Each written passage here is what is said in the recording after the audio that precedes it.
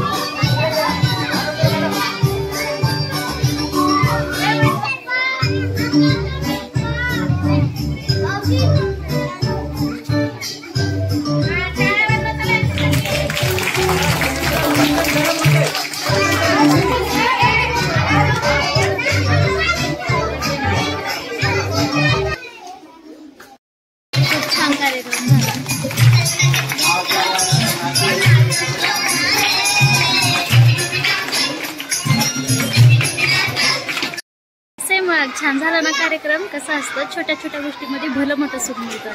ह्या पुस्तकं तर मुलांना भेटली आणि तिथे त्यांना भेटणारच होती, पण चॉकलेट आणि डोरेमॉन बघून मुलं एवढे खुश झाले की त्यांचा आनंद गगनात मावत नव्हता।